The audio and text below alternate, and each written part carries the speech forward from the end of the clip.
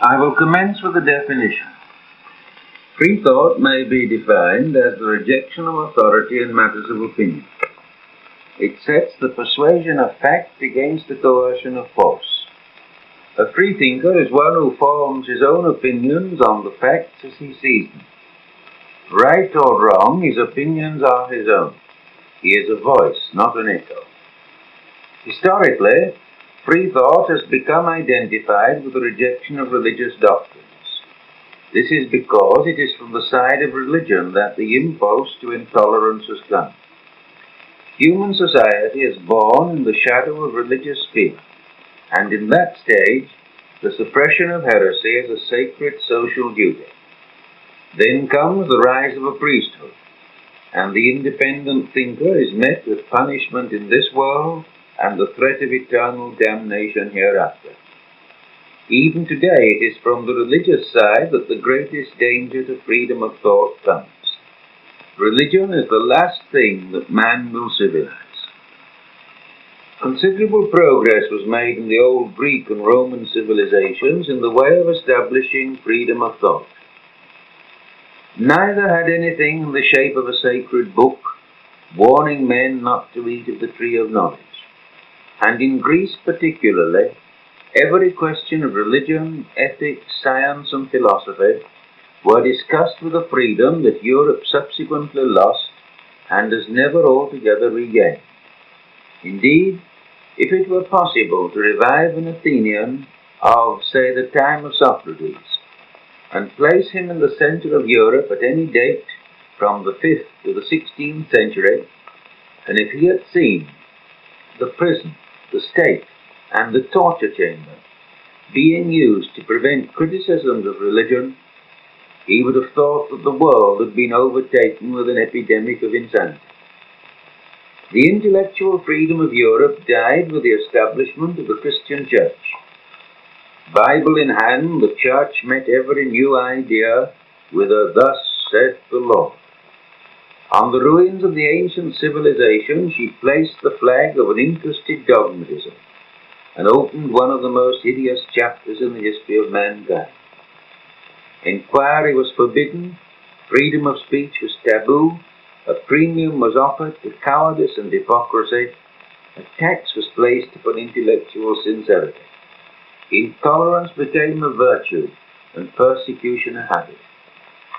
Nothing more demoralizing has ever existed. Where religious heresy was concerned, no man could feel himself safe. In the name of religion, a man was taught to denounce his neighbor, a wife her husband, a child its parent. The Church went further and made a man a policeman over himself, until men feared to think lest they should be led to doubt. The thinker was everywhere suspect. The credulous fool was held up as the model of religious perfection. It was the vilest system the world has ever known. In prohibiting the free play of ideas, the Church struck at the foundation of progress. Throughout the whole of animate nature, variation is one of the conditions of development. The opposite process is elimination, by which unfavorable or undesirable variations are weeded out. The Church adopted the latter policy. Every variation against its teaching was crushed. It imposed conformity on all, with the result of achieving stagnation, and worse. A sheep-like attitude was inculcated, and where men are trained like sheep, they share the fate of sheep. They are sheared and eaten. Had a bench of bishops existed amongst our simian ancestors, the human race would never have arisen. The first variations towards a more human type would have been crushed as a blasphemous innovation.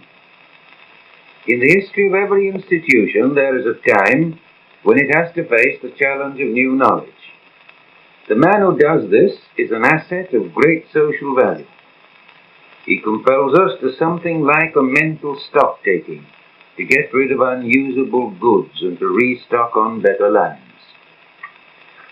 The greatest need of today is to create an environment that is completely hospitable to new ideas. The vote spreads political power over a wide area, but carries no guarantee of its right use.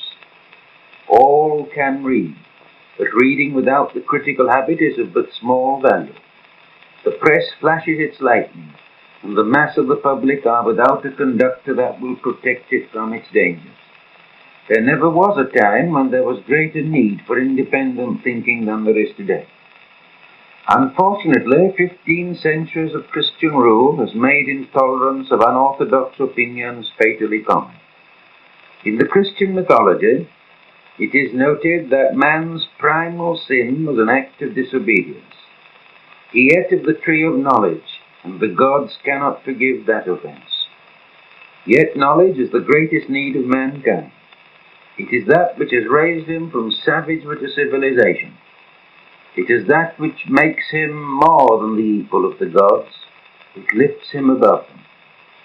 But you cannot acquire sound knowledge without the courage to examine, modify, reject what is already established.